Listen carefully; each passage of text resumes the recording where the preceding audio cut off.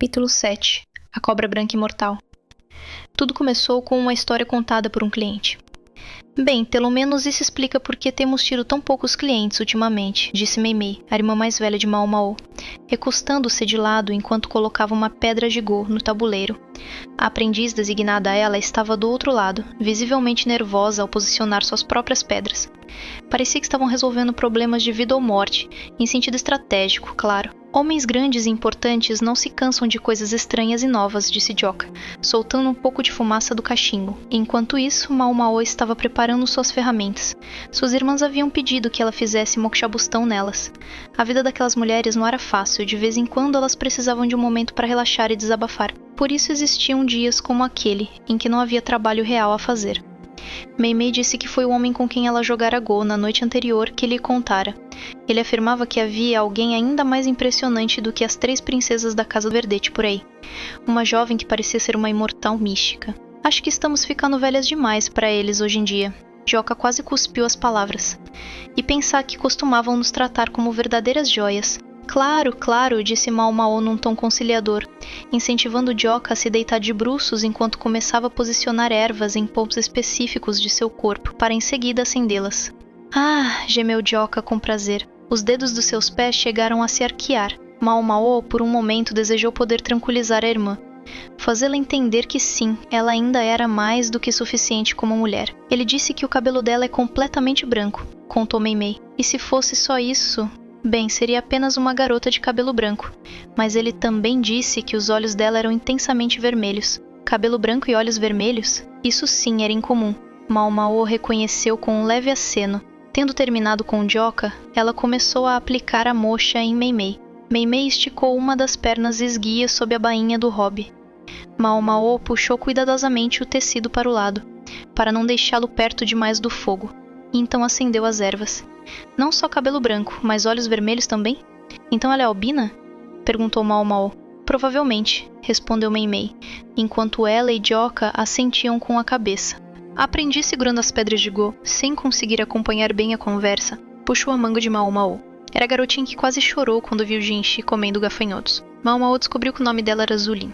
O nome da irmã mais velha era parecido, mas a irmã mais velha pretendia mudar de nome para simbolizar sua ruptura com o pai.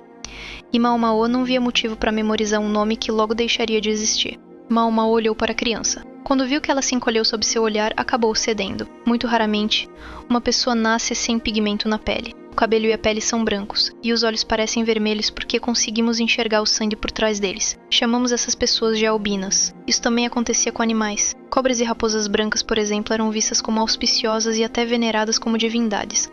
Mas e as pessoas? Mao Mao ouvira falar de uma terra distante onde crianças albinas eram consideradas panaceias e às vezes eram comidas. Ela nunca acreditou muito nessa história, no entanto. O velho Lome lhe ensinara que pele e cabelo brancos eram apenas resultado da falta de pigmentação. Fora isso, albinos eram como qualquer outra pessoa. Uma vez, apenas uma única vez, Mao Mao conseguiu capturar uma cobra branca. Era uma das criaturas mais estranhas que já tinha visto. Quanto a tal mulher albina...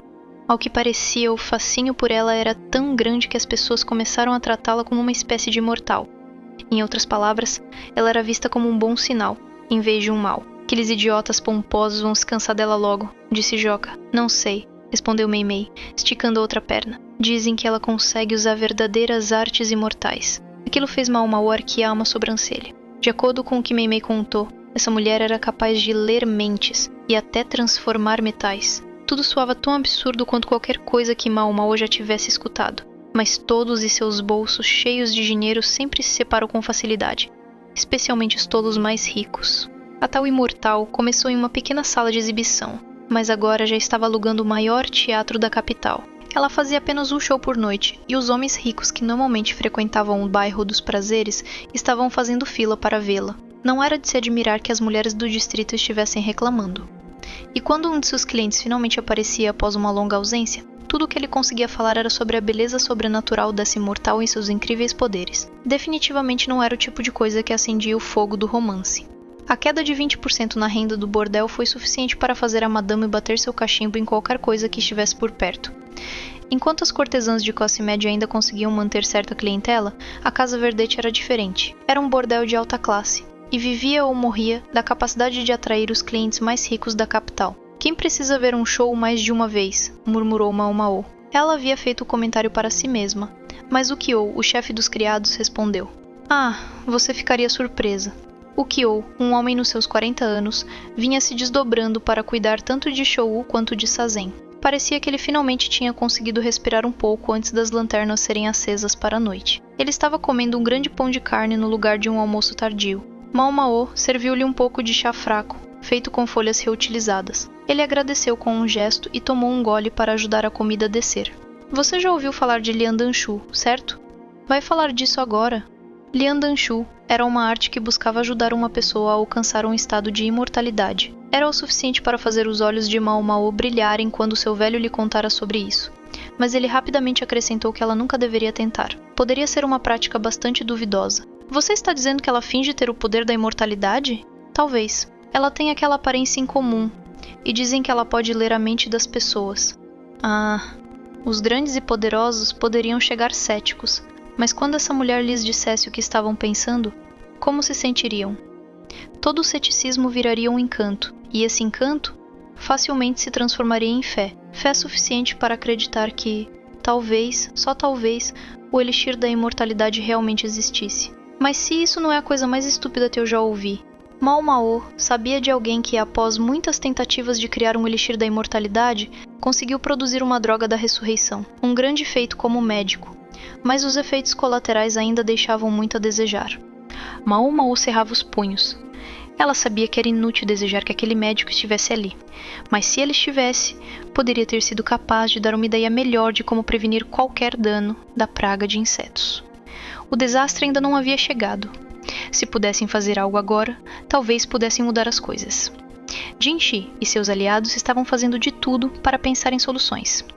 Enquanto isso, o restante da elite política do país observava o assunto com indiferença, na melhor das hipóteses. Mao Mao se perguntou sobre as supostas habilidades dessa mulher. Então, essa mulher, ela atrai os clientes dizendo que tem o elixir da imortalidade? Não faço ideia, respondeu o Kyo. Foi o que ouvi dos guarda-costas de alguns figurões. Ele enfiou o resto do pão de carne na boca e finalizou o restante do chá. Era hora de acender as lanternas. Se você está tão curiosa, por que não vai ver o show? Você acha que eu pagaria tanto para ver tão pouco? Peço para alguém te levar então. Ele piscou amigavelmente e foi embora. Pedir para quem? Pensou Mao Mao, resmungando de desgosto. Ninguém tem tanto tempo livre. Vários dias depois, Mao Mao teve uma visita inesperada. De todas as pessoas que eu podia imaginar, ele era a última da lista, disse o Kyo, coçando o queixo enquanto anunciava o visitante. Sim, de todas as pessoas, repetiu Mao Mao com a expressão fechada. Um pouco mais de educação cairia bem, não acha? Bufou o visitante. Ele era um homem diminuto, com óculos redondos emoldurando olhos afiados, parecidos com os de uma raposa, e carregava um ábaco. Seu nome era Lahan, sim, do clã La. Ele era sobrinho e filho adotivo do excêntrico estrategista, e havia vindo convidar Mao Mao para ver o infame show. Ele até tinha alguns amigos para acompanhá-los. Eu não sabia que você tinha interesse nesse tipo de entretenimento, disse Mao Mao, servindo um chá morno feito com folhas reutilizadas, só por cortesia. Quando todo mundo parece interessado, como eu poderia não ficar intrigado? Lahan deslizou os óculos pelo nariz de forma enfática. Ao lado dele estava um homem que Mao Mao não reconheceu, sorrindo amplamente. Provavelmente com menos de 30 anos, ele tinha traços delicados e uma expressão serena. Mao Mao fez um rápido, mas educado aceno de cabeça antes de retornar à conversa com Lahan. Dizem que essa mulher albina é extremamente bonita, ele comentou. Mao Mao sabia muito bem que Lahan não tinha nenhum interesse especial por coisas bonitas. Ao contrário dos homens comuns, ele afirmava ver beleza na forma de números. Evidentemente, o filho adotivo do excêntrico era bastante incomum. E você está me convidando por quê? Não me diga que isso não te interessa. Ele estava certo nisso, pelo menos. Mas o que Lahan ganhava ao trazê-la junto? Mao Mao olhou ao redor. Se você está preocupada com meu pai, ele não está aqui. E não estará lá. Você está falando sério? Mao Mao não duvidaria que Lahan o usasse como bode expiatório para agradar ao excêntrico estrategista.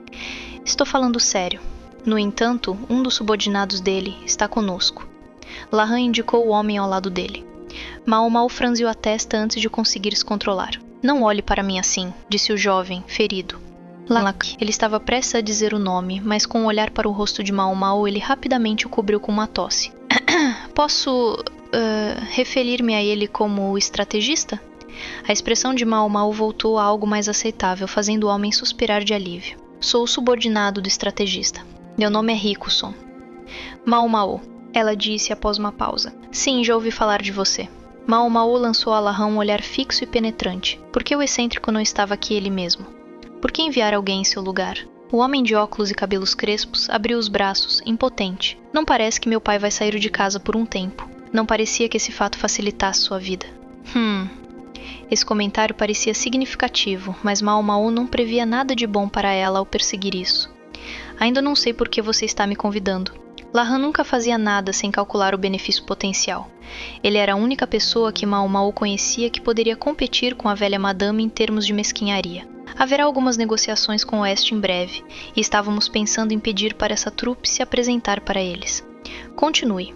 Haverá mulheres entre a delegação, e achei que seria sensato obter a perspectiva de uma mulher sobre a apresentação.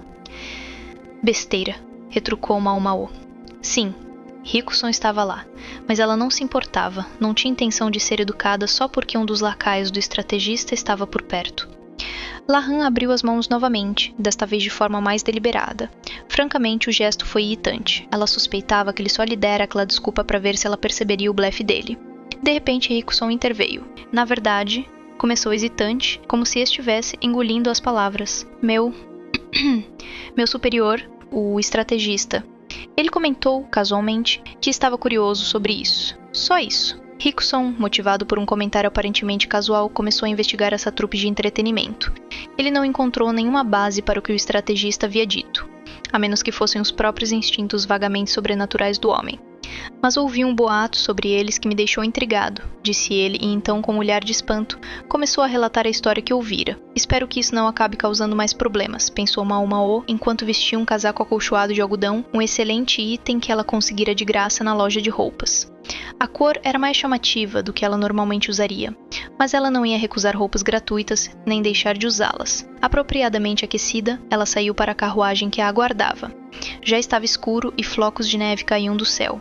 Ela havia instruído Kyo a dar o jantar a Shou. Se tivesse dito ao garoto para onde estava indo, ele apenas teria insistido em ir junto. Vamos? Perguntou Riku-son, educadamente abrindo a porta da carruagem para ela, como se fosse uma princesa. Lahan já estava lá dentro, vestindo um par de óculos diferente do habitual. Sua tentativa de parecer mais elegante, talvez. Riku-son sentou-se ao lado dele e o cocheiro logo estalou as rédeas. O teatro, onde a suposta mística estava se apresentando, ficava na extremidade leste da parte central da capital. Localizado perto das residências de alto padrão, esta era a área mais chique de uma cidade cujos cantos estavam cheios de lojas. Esse edifício, no entanto, geralmente era usado para apresentações de trupes teatrais. Uma única mulher, mesmo uma suposta imortal, fazer um show sozinha era muito incomum. Ela deve ser mesmo popular, pensou Mao Mao ao descer da carruagem. Uma fila já se formava diante do local, onde um funcionário recolhia moedas e organizava a entrada do público. A artista era conhecida como Pai Nian Nian, a Dama Branca, em alusão à sua aparência. Um nome pomposo demais para uma simples performer, julgou Mao Mao. O que é isso? Mao Mao perguntou, embora não tivesse a intenção de dizer isso em voz alta. Os clientes estavam elegantemente vestidos, mas a maioria escondia o rosto com véus ou máscaras estranhas.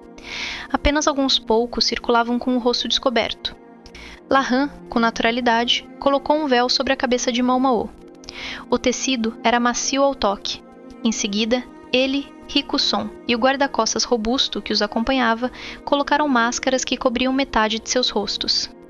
É o mais apropriado, explicou Lahan. Tudo corre melhor quando se tem uma desculpa para fingir que não reconhece ninguém. Em outras palavras, pessoas influentes que vinham a esse tipo de espetáculo talvez desejassem se permitir certos excessos. Ou talvez o mistério fosse parte do encanto. Uma chance de se entregar ao desconhecido, como num festival. Ela certamente tem patrocinadores, pensou Mao Mao ao ver os preços cobrados para a entrada. Alugar um teatro tão refinado por conta própria, com valores como aqueles, seria inviável. Mesmo grandes companhias teatrais contavam com patronos para sustentar suas apresentações. Imagine então uma performer solitária e itinerante. Enquanto isso, Mao Mao dificilmente notava algo relacionado à economia que escapasse a Lahan. Ela podia vê-lo olhando ao redor, o ábaco funcionando em sua cabeça. Lá dentro havia um palco, com algumas dezenas de mesas dispostas em frente a ele. O teto era abobadado, de modo que havia uma visão decente do segundo andar. O lugar provavelmente podia acomodar 100 ou mais espectadores. Sim, existiam edifícios no interior do palácio que eram maiores e permitiam mais pessoas. Mas esse teatro, ao que tudo indicava, fora construído com um propósito específico: garantir que cada espectador tivesse uma boa visão do palco. Em deferência ao público, os pilares e vigas foram esculpidos com padrões delicados e encantadores. Uma enorme lanterna pendia do teto, espalhando um brilho suave e sombrio pelo ambiente. Mao Mao e seus acompanhantes se acomodaram no lado esquerdo, na segunda fileira a partir do palco. As mesas acomodavam 4 pessoas, um guarda-costas incluído, e estavam no número exato. Na seção central, bem à frente, estavam sentados um homem corpulento e uma jovem pendurada em seu braço. Era evidente que aquela era a área mais cobiçada da plateia. A seção central é a mais popular. Isso eleva o preço a níveis exorbitantes, comentou Lahan, com visível irritação. Ainda assim, os assentos deles também certamente não tinham sido baratos. Deve ter sido uma fonte de irritação para aquele avarento. Acho que poderíamos ter escolhido algo mais ao fundo, murmurou Rickson. Era verdade que os lugares mais próximos do palco sugeriam riqueza e status. Era claro que o homem que ocupava o primeiro lugar tinha muito dinheiro, e nada mais. Mao Mao parecia se lembrar de um comerciante que recentemente vivia muito no distrito dos prazeres. Alguém não muito diferente dele. Quase no mesmo instante em que se sentaram, garçonetes sorridentes apareceram com bandejas de bebidas e bolos assados. Uma combinação incomum, pensou Mao Mao, levando a taça ao nariz. É álcool. Não vai beber? Perguntou Lahan. Mao Mao de fato apreciava uma boa bebida, mas naquela noite preferia manter a mente clara para observar a misteriosa dama branca. Depois, ou prefere que eu verifique se está envenenado, ela disse. Não se preocupe, Lahan também deixou a taça de lado. Ele era quase tão fraco para álcool quanto o próprio estrategista excêntrico. Rickson, por sua vez, acompanhou os dois e nem tocou no copo. Não vai beber? Mao Mao perguntou a ele. Não pareceria bem se eu fosse o único a acabar menos que sóbrio. E é claro que o guarda-costas não quis beber, embora sua boca, não escondida pela máscara, revelasse sua decepção com o fato. Uma rápida olhada ao redor sugeria que o álcool era muito saboroso, e a julgar pelo número de pessoas mordiscando os bolos, os dois combinavam bem juntos. Mao Mao, apesar de pensar que Rickson não precisava ser tão atencioso, direcionou sua atenção para o palco. Uma névoa branca pairava na sala escura. Ao som de um gongo, o número principal apareceu no palco como um feixe de luz. Sua pele era branca, suas roupas eram brancas e seu cabelo branco não estava preso, eles caíam em cascata pelas costas. Contra todo aquele branco, seus lábios e olhos vermelhos se destacavam de maneira marcante.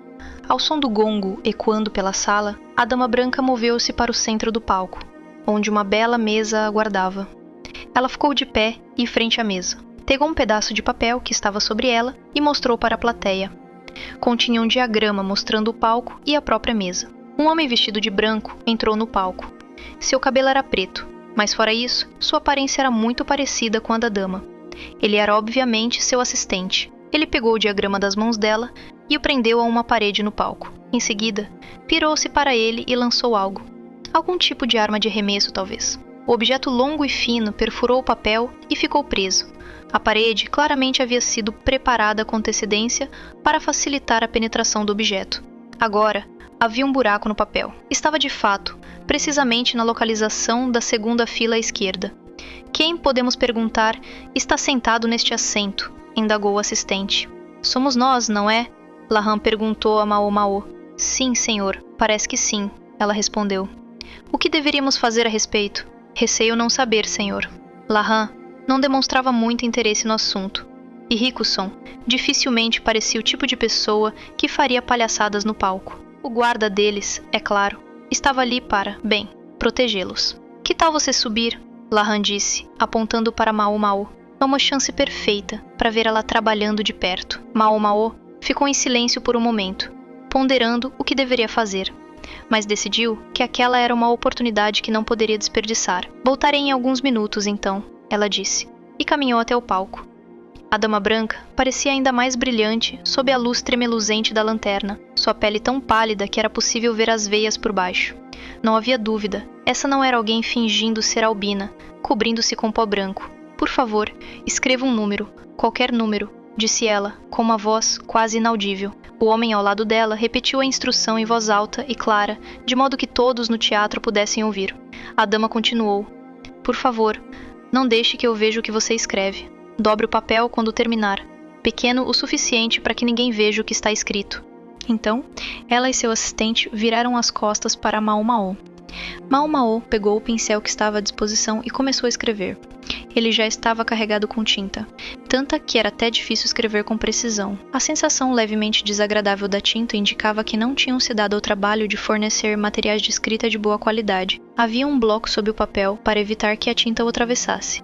Não precisavam deixar a tinta tão pegajosa, pensou Mao Mao. Tinha uma textura quase áspera. Era apenas mais uma daquelas pequenas coisas estranhas que a incomodavam. Quando ela terminou de escrever, um número dobrou o papel e disse: "Terminei." A dama branca e seu assistente viraram-se novamente. O homem levou a mesa para fora do palco e a substituiu por um novo objeto, empurrado em um carrinho barulhento.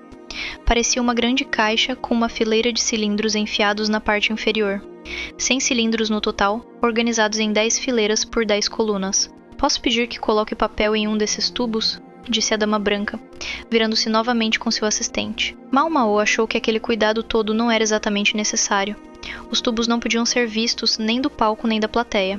Mesmo assim, ela amassou o papel ainda mais e o inseriu em um dos tubos. O papel era macio, mas o tubo era estreito, e ela precisou de algum esforço para empurrá-lo até o fim. Com uma pressão firme, conseguiu encaixá-lo, embora não invejasse quem tivesse que tirá-lo depois. Quando terminou, cobriu a caixa com um véu fino, impedindo que qualquer um pudesse ver os tubos novamente. Então o assistente da dama pegou a caixa, movendo-a para outra mesa em um canto do palco. O véu, fino e leve como era, ondulava enquanto ele se movia. "Está pronto", anunciou ele, e imediatamente houve um estrondo retumbante do gongo. Pegou Mao Mao de surpresa, e ela ficou feliz por estar usando um véu para que ninguém pudesse ver seus olhos se arregalarem. Quanto à dama branca, ela sorriu e estendeu a mão. Mao Mao entendeu o sinal e estendeu sua própria mão. Ela sentiu dedos pálidos e gelados segurarem seu pulso. Desta vez, houve um tilintar de sinos. A dama branca olhou intensamente para Mao Mao. "Ah, ela deve ter uma visão ruim", pensou Mao Mao, notando que os olhos da dama ocasionalmente se moviam em diferentes direções. Seus olhos também não tinham pigmento. A vida deve ser difícil para ela. Enquanto Mao Mao estava perdida em pensamentos, porém, a dama branca disse: "O número que você escreveu é 7. Mao Mao deu um pulo. "Isso está correto." Os lábios vermelhos se torceram num sorriso de escárnio. Ao encarar aqueles olhos escarlates, Mao Mao foi tomada por uma lembrança distante. Uma cobra branca que ela havia capturado quando criança. Ela também tinha pele pálida e olhos vermelhos. Quando tentou assá-la, seu pai ficou furioso. Disse que era um mensageiro dos deuses e que ela não podia comê-la. Mao Mao sabia que era apenas um animal albino, mas seu pai, por mais sábio que fosse, às vezes usava esse tipo de argumento místico em momentos bem inconvenientes. Quando ela sentiu que seria engolida por aqueles olhos vermelhos e grandes, o gongo soou novamente. Talvez fosse a névoa na sala que a fazia se sentir tão quente, que lhe dava até dor de cabeça. Ela sentiu uma irritação momentânea com a sensação de que uma mosca estava zumbindo ao redor de seus ouvidos. Mas então a dama branca falou novamente. "A terceira fileira de cima, segunda da esquerda." Mao Mao hesitou. E então? O assistente removeu o véu para revelar à plateia o que estava na caixa. Ele pegou o tubo 3 fileiras abaixo do topo e 2 da esquerda, e enfiou um palito fino nele. Puf! O papel que Mao Mao havia colocado voou para fora. O assistente o desdobrou, revelando o número 7, claramente escrito pela própria Mao Mao. Mao Mao voltou para o seu lugar, ponderando o que poderia estar acontecendo. A sala estava cheia de vozes alegres e animadas. Grande parte da plateia parecia estar agradavelmente embriagada. Lahan e os outros, porém, estavam esperando ansiosamente Mao Mao retornar. "Então me conta, o que foi isso?" Lahan perguntou, agora cheio de entusiasmo. "Não faço a menor ideia." "Espera, ela te deu algum dinheiro escondido?" "Diferente de certos tipos por aí, eu não trabalho assim." "Bem, eu também não. Não há beleza nisso." Esse homem não fazia sentido para Mao Mao. Ele valorizava até as menores moedas, mas ao mesmo tempo dizia haver uma distinção entre beleza e impureza nelas. Ainda assim, ela percebeu Rikusson rindo discretamente para si mesmo. "Você pode ver que eu não tenho nada", disse Mao Mao, abrindo as mãos e arregaçando as mangas para mostrar que não havia recebido nenhum suborno. "Alguém te viu, então?" "Duvido muito." Apenas a Dama Branca e seu assistente estiveram no palco com ela. Mao Mao tinha certeza de que ninguém a havia observado escrever o número, e o tubo onde ela colocou o papel tinha sido coberto pelo véu. Mas talvez... Ela começou a pensar. Ela olhou para o palco, onde a lanterna pendurada lançava uma luz tremeluzente e desigual. Pensou por um momento se talvez houvesse um espelho oculto, que permitisse aos artistas ver qual número ela havia escrito, mas nada indicava isso. Seria difícil pendurar qualquer coisa do tipo no teto daquele lugar, e, mesmo que fosse possível, ainda seria necessário ter o equipamento certo. Acima de tudo, os olhos da Dama Branca pareciam frágeis demais para tamanha façanha. Qualquer coisa além do alcance de um palmo provavelmente lhe pareceria embaçada. Mao Mao ainda refletia sobre essa possibilidade quando a próxima parte do espetáculo começou. Uma nova mesa foi trazida e uma variedade de utensílios foram arranjados sobre ela. A dama usou um par de rachis para pegar um pedaço pequeno e fino de metal de entre eles. Ela escolheu também um prato.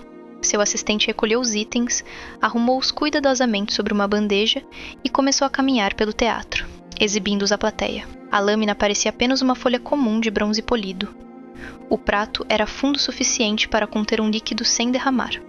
Ele ignorou o segundo andar. Evidentemente, não havia tempo para subir até lá, o que provocou algumas reclamações e vaias do público nas galerias superiores. Mas, na opinião de Mao Mao, era exatamente isso que se ganhava ao escolher os lugares mais baratos. Quando o homem retornou ao palco, a Dama Branca pegou a folha de metal e o prato. Então ela colocou o metal no prato, e colocou o prato em um fogo que havia sido aceso, quase sem que ninguém percebesse. Ela começou a entoar algo que parecia um feitiço de algum tipo, e então começou a dançar. Na sala sombria e nebulosa, todo o seu corpo parecia brilhar. Quando a dança terminou, a dama pegou os rachis e removeu o pedaço de metal do fogo. A cor mudou. O tom avermelhado do bronze tinha se tornado um prateado puro. Várias pessoas na primeira fila exclamaram com admiração. "O bronze virou prata!" gritou alguém. "O quê? Sério?" Os que estavam atrás não conseguiam ver exatamente o que estava acontecendo no palco, mas podiam ver as reações das outras pessoas e se aproximavam com interesse. Os guardas, atentos, barraram qualquer tentativa de invasão ao palco, mas permitiram que os curiosos se aproximassem o suficiente para observar melhor. A dama estava banhando o metal em algum tipo de líquido. Depois, o enxugava com um pano. Dessa vez, ela o expôs diretamente ao fogo. Os gritos só aumentavam. "A prata virou ouro!" E de fato, a folha metálica que momentos antes brilhava em prata, agora cintilava como ouro puro. A Dama Branca a agitava delicadamente com os hachis, resfriando-a no ar antes de pousá-la com cuidado de volta no prato. Seu assistente levantou o objeto para que toda a plateia pudesse contemplar o resultado com clareza. "Você consegue explicar isso?" perguntou Lahan, enquanto limpava os óculos, fascinado. Mao Mao sorriu. "Sim, depois. Por enquanto, vamos apenas apreciar o espetáculo." Seus olhos estavam brilhando. Na verdade, ela não queria desviar o olhar da apresentação do palco. Com Lahan, sua voz adquiriu um tom que normalmente ela reservava para usar no Distrito dos Prazeres. Poderia parecer um pouco estranho para Rikusson, mas considerando que ele servia a alguém muito estranho de fato, talvez ele estivesse disposto a não se incomodar com isso. Ainda assim, Mao Mao estava muito ocupada analisando o que via para se importar com isso. "Isso é fascinante", pensou, maravilhada, os olhos quase sem piscar. Aquela mulher talvez não fosse mortal, mas estava longe de ser uma farsante comum. Algo ali valia a pena investigar. A Dama Branca prosseguiu mostrando uma grande variedade de entretenimentos intrigantes. Ela colocou uma pedra molhada sobre um pedaço de papel e recitou um feitiço. Pouco depois, ambos pegaram fogo. Ela produziu borboletas aparentemente do nada, e enquanto voavam, elas também pareciam se incinerar, virando cinzas em pleno voo. Cada exibição rendia um coro de uaus e aás da plateia. Finalmente, a dama ergueu um líquido prateado brilhante. Com todos os olhos na casa fixos na substância misteriosa, ela despejou em um copo pequeno e bebeu tudo. Mao Mao quase engasgou, mal resistindo à vontade de pular da cadeira. Felizmente, ela se conteve antes de se levantar e, em vez disso, concentrou-se intensamente na dama. "Espero que tenham tido outra noite agradável no meu show", disse a Dama Branca com um sorriso sereno, e então desapareceu para os bastidores. Enquanto isso, os membros da plateia continuavam a encher o teatro com conversas animadas sobre o que acabaram de testemunhar. Os olhos de algumas pessoas cintilavam como se estivessem com chamas, enquanto outras olhavam adoravelmente para o local onde a imortal acabara de estar. Apenas o grupo de Mao Mao parecia menos envolvido do que o restante, talvez em parte porque não haviam se entregado ao vinho. Ela certamente é algo especial, comentou Riku-son, finalmente alcançando seu copo. Mao-Mao, porém, instintivamente o deteve, olhando para ele com inquietação. Tem algo errado? Ele perguntou. Sim, disse Mao-Mao e pegou seu próprio copo. Ela cheirou, depois colocou uma única gota do vinho em sua pele. Quando viu como se comportava, tomou um gole minúsculo. Está misturado com algo, disse ela. Não havia muito álcool real nele. Era mais próximo de um suco. Muito bebível, mas também tinha vários outros sabores, conflitantes. Parecia que as bebidas haviam sido adulteradas com várias outras substâncias, talvez até sal. Não é venenoso, disse Mao-Mao, mas mesmo com pouco álcool, há algo ali que altera, que mexe com você. E então, somava-se a isso a luz oscilante da lanterna, o ambiente escuro, a névoa envolvente, a figura fantasmagórica no palco, os fenômenos estranhos que a plateia havia testemunhado. Bem, agora, tudo isso era mais do que suficiente para inspirar fé cega em alguém. Mao-Mao se perguntou quantos membros da plateia foram movidos exatamente por isso. Enquanto refletia, levou o copo de volta aos lábios e tomou um pequeno gole. Está definitivamente salgado, pensou. Seria melhor sem isso, e foi então que entendeu. Mergulhou o dedo na bebida e o passou sobre a superfície da mesa, desenhando com o líquido como se fosse tinta. O que você está fazendo? Lahan perguntou. Você queria saber o que está acontecendo? Aqui está, disse Mao-Mao. Ela olhou ao redor para eles. Se aquilo é assim, então deve haver algum truque nisso também. Ela desejou ter olhado mais atentamente ao redor quando estava no palco. Havia algo lá, estava mais nebuloso lá em cima do que nos assentos. Mais quente, fazendo sua cabeça doer e interferindo de alguma forma estranha em sua concentração. Névoa. Não. Vapor. Ela suspeitava que fosse vapor, talvez de algo fervendo atrás do palco. Isso explicaria o calor também. Mas por que causava dor de cabeça? Ela sentira como se houvesse uma mosca zumbindo ao redor de seus ouvidos. Que seria isso? Justo quando ela sentiu que estava começando a entender o que poderia ser, ela avistou a Dama Branca nos bastidores do palco. Mao-Mao colocou os dedos na boca, fechou os lábios e assobiou. Pra que isso agora? Lahan perguntou, semicerrando os olhos. Que maneira vulgar de demonstrar admiração. O assobio de Mao-Mao não tinha sido muito alto, e com o burburinho da plateia, era de se esperar que se perdesse no ambiente. E ainda assim ela viu claramente a Dama olhar ao redor quando assobiou. Hahaha, agora eu entendi. Mao-Mao sorriu e começou a comer os bolinhos. Estava frio lá fora. Eles poderiam muito bem ter esperado até voltarem à Casa Verdete para discutir o que tinham visto, mas tanto Lahan quanto os outros pareciam ansiosos demais. Decidiram parar em um restaurante no caminho, e foi Mao-Mao quem escolheu o local, um dos mais caros da região. Lahan previsivelmente não ficou satisfeito, mas ela não se importava nem um pouco. Um garçom os conduziu até suas mesas e, uma vez sentados ao redor de uma mesa redonda, Mao-Mao pediu os pratos recomendados pelo garçom, junto com uma garrafa de seu melhor álcool. Já ouviu falar de moderação? Resmungou Lahan. O grande ganhador diz o quê? Minha família comprou algo muito caro no ano passado. Estamos praticamente falidos. Ela sabia disso perfeitamente. Ele havia comprado da Casa Verdete. Primeiro, Mao-Mao decidiu explicar como a Dama Branca havia transformado o bronze em prata e ouro. É muito semelhante ao que chamam de transmutação. Talvez ela devesse ter dito apenas Liandanshu. Na verdade, a fabricação de pólvora também se encaixava nessa categoria. A transmutação era uma subcategoria do Liandanshu, uma forma de transformar metais básicos em metais nobres. Mao-Mao brincava com a colher que o garçom tinha trazido.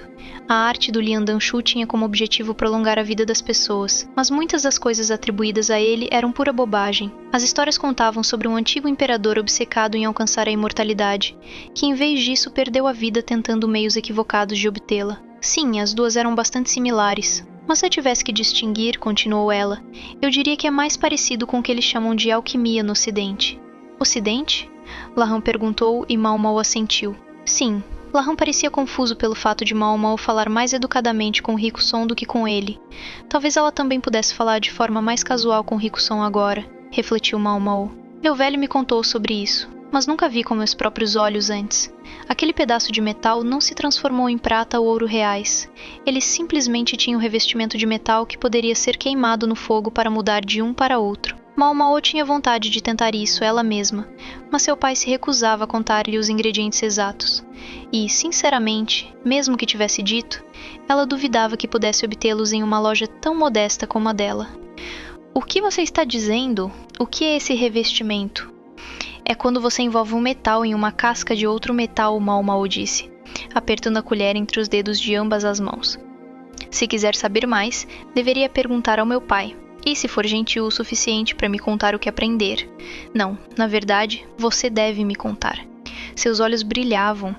O papel que queimava sozinho podia ser explicado pelos subprodutos desse processo, e se as borboletas também fossem feitas de papel, isso as explicaria. Além disso, a visão da plateia tinha sido prejudicada pela névoa no teatro, e eles tinham bebido um vinho feito especificamente para induzir uma leve embriaguez. Mesmo ela, Lahan e os outros, que não tinham bebido, tinham praticamente sido enganados. Nenhum dos outros espectadores bêbados teria suspeitado de nada. Aliás, aquelas borboletas de papel pareciam um truque típico de um certo país insular ao leste. Envolvia recortar formas em papel extremamente fino e de alta qualidade. Então me explica como ela leu sua mente, disse Lahan, ainda perplexo. Sim, sobre isso. Mao Mao estava tentando decidir como explicar quando o garçom retornou com a sopa de entrada. Talvez isso funcione, pensou Mao Mao, e mergulhou sua colher na tigela de sopa. Papel, ela disse. Olha só você, dando ordens, resmungou Lahan, franzindo o senho para ela. Ainda assim, tirou um pedaço de papel das dobras de sua túnica e entregou a ela. Mao Mao passou a colher de sopa sobre o papel, deixando um rabisco infantil. Ela deu uma rápida sacudida no papel para secá-lo, e o rabisco desapareceu. Viu só? Ela perguntou. As áreas molhadas encolheram um pouco. Observação íntima demais. Rei, mostre algum respeito ao seu irmão adotivo. Nem pensar, pensou Mao Mao. Rikusan interrompeu. Então, o que isso tem a ver com o que vimos? Veja. Mao Mao foi até uma das lanternas na parede, removeu delicadamente a moldura e segurou o papel sob a chama nua. Lahan e Rikusan pareciam chocados, o que era gratificante, mas isso não deveria ser novidade para eles. Jinshi e Gao Shun teriam entendido muito mais rápido, pensou Mao Mao. As partes da página manchadas de sopa chamuscaram e escureceram na chama. Viram? Mal dá pra ver. O que isso tem a ver com ler a mente de alguém? Mao Mao empurrou a colher na boca de Lahan. Qual o gosto? Parece caldo de frutos do mar, um pouco salgado. Sim, tem sal nele. E daí? Bem, tinha sal nele, especificamente naquela tinta granulada que ela usou. Não é de se admirar que tenha sido tão desagradável escrever com ela. Havia sal na tinta. Misture bem o suficiente, e você não necessariamente o veria, assim como você não o vê nesta sopa. Mas ele estava lá, assim como está aqui. Colocá-lo na chama revelou claramente que havia mais do que apenas água presente. Você está dizendo que ela queimou o papel para revelar o número? Como? Não, ela não fez isso. Mas existem outras maneiras. Havia um bloco de escrita escuro sob o papel que Mao Mao usara. Muita tinta teria penetrado nele. Lahan olhou para o papel ligeiramente enegrecido, traçando as linhas com o dedo. Então era isso. Sim, acredito que sim. Algo foi misturado à tinta. Não precisava ser sal. Qualquer substância que se misturasse e permanecesse após a secagem serviria. Suponha, por exemplo, que fosse sal. Mao Mao teria escrito o número com a tinta salgada e teria encharcado o bloco de escrita escuro abaixo. Quando a tinta secasse, o numeral com sal apareceria como um padrão esbranquiçado. Ah, entendi, disse Rikusan, batendo palmas.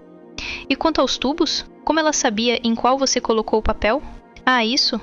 Mao Mao rasgou o papel ao meio, dobrou os pedaços e fez um furo no meio. Ela enfiou um dedo entre eles e soprou entre as duas partes do papel, produzindo um assobio abafado. Você sabe como funciona uma flauta, certo? Você sopra nela e ela faz um som. E como você muda esse som? Mudando quantos buracos o ar atravessa. Até eu sei disso. Ele ainda não tinha entendido? Não, talvez não. Ele não tinha visto os tubos onde ela escondeu o papel de perto. Suponha que os tubos funcionem como os buracos de uma flauta, disse Mao Mao. Desculpe, mas não ouvi nenhum som vindo deles. O teatro estava cheio de sons de sinos e gongos. Mas havia outro som, oculto por esses ruídos mais altos. Tive uma baita dor de cabeça ali em cima. Suspeito que havia um som tão agudo que não podia ser ouvido, disse Mao Mao. Sons agudos demais podem afetar o ouvido. Ela suspeitava que mesmo que ela não detectasse conscientemente o som, isso poderia tê-la incomodado subconscientemente. Um som agudo demais? Sim, respondeu Mao Mao, assoprando novamente na flauta improvisada. Ouviu isso? Claro que ouvi. E esse aqui? Ela fez um som ainda mais agudo, semelhante ao que havia produzido na caverna com Jinchi. Lahan fez uma careta. Riku-san ficou confuso por um momento e o guarda, por outro lado, apenas estreitou os olhos. Esse eu ouvi também, disse Lahan. Eu meio que ouvi, respondeu Riku-san. Então, o guarda, incerto se devia ou não entrar na conversa, murmurou. Eu não ouvi nada. Mao se sentiu um pouco mal por ele. Ele estava claramente constrangido. Perfeito, disse ela. Você não deveria ouvir mesmo. Fica mais difícil com a idade. O guarda tinha cerca de 30 e poucos anos. Ele estava claramente chocado ao perceber que não conseguia ouvir o som. Sua reação o fez parecer um pouco com Gao Shun. Talvez todas as pessoas de meia idade agissem da mesma forma. Nem todo mundo consegue ouvir sons na mesma frequência, informou Mao. Havia variações até mesmo entre pessoas da mesma faixa etária. Assim como algumas pessoas tinham melhor visão do que outras, algumas tinham melhor audição. Além disso, Mao suspeitava, embora não tivesse como provar isso, que às vezes pessoas com má visão compensavam desenvolvendo uma audição melhor. Acho que essa mística tem uma audição extremamente sensível, disse ela. Como a Dama Branca havia reagido ao assobio de Mao, mesmo àquela distância, e apesar de todo o ruído ao redor, Mao suspeitava que a Dama Branca praticasse regularmente o discernimento de sons de assobios. Isso o fez lembrar do cão de caça com o qual Lihaku estava brincando em sua excursão. Também explicaria por que não havia flautas no conjunto musical da apresentação da Dama Branca. Tanto as flautas verticais quanto as horizontais produziam mudanças sonoras ao abrir e fechar uma série de furos ao longo do instrumento. Suponha que os 100 tubos naquela caixa fossem semelhantes aos furos de uma flauta. Mao, empurrando o papel em um deles, seria como fechar um furo em um instrumento. Você está sugerindo que ela poderia discernir 100 sons diferentes? E foi assim que ela sabia em qual tubo estava? Se aquela caixa fosse como uma flauta, o que serviu para soprar nela? Existe um método bem simples, respondeu Mao. E se, com os gongos e os sinos como sinais, alguém tocasse a flauta 10 vezes? A caixa estava coberta por um véu, então não seria difícil para o assistente da dama operar discretamente algo que enviasse ar pelos tubos. Você nem precisaria aprender 100 sons diferentes, 10 seriam suficientes. Quanto ao modo como sopraram nos tubos, a névoa explica tudo.